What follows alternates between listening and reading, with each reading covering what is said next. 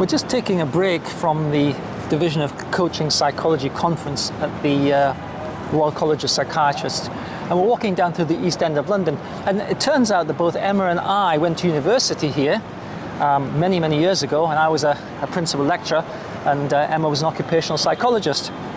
And right now we're thinking about confidence because we've coached a number of people that, well, a great number of people actually, and almost everyone says that they'd like to have better confidence, perhaps a more robust confidence. And Emma particularly has worked with a lot of very senior executives who have said that whilst they're successful, confidence is a problem. Have you found that to be the case, Emma?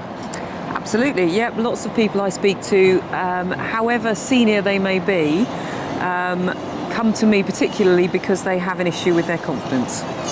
And have you found that confidence is a skill which can be learnt? I certainly do. I think one of the things that we do in coaching is I help the person to identify the unhelpful thinking that's holding them back, help them to challenge some of the deeply held beliefs they might have about themselves which have resurfaced at the point at which they are feeling less confident. And we've been recently thinking about the compounding effect of confidence, because if you think about putting a pound or a dollar in the bank and leaving it for 50 years but having compounded interest, what do you suppose that pound would be worth? It's something like £5,600 or virtually $7,000. That's compound interest. Now, if you think about maximizing or enhancing your self-confidence by, let's say, 5%, 10%, but we would expect like 50, 60, 70, like a massive increase. Just imagine what the compounding effect of that would be. So I know that Emma and I have worked with people who have come back to us, years after they've finished their coaching sessions, and they've kind of related stories of how enhanced confidence has helped them. Have you got an example of that? Yeah, certainly. I think that the people that come back to me and tell me about the opportunities that they've taken as a result of feeling more confident. So they've gone for that promotion interview, they've pushed themselves out of their comfort zone when they thought that they couldn't do it, and have subsequently gone on to and continue to go on to be successful. And actually, when they talk about it, how hard was it for them to do it?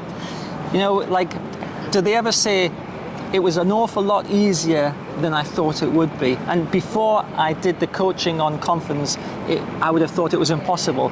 But then later on, after I'd developed my self-confidence, it was far easier than I thought it would be. Have you come across those examples? Absolutely, yeah. People come to me, they know that something's holding them back, but they don't exactly know what it is because they haven't really thought about it in a more sort of systematic way.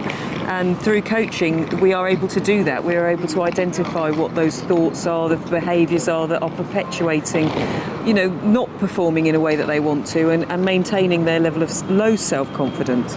Yeah, it's probably, confidence is probably one of the secret sources that enable you to have a happy and successful, fruitful life. And it's one of those things that you feel the lack of most keenly over the whole of your experience unless you make a change.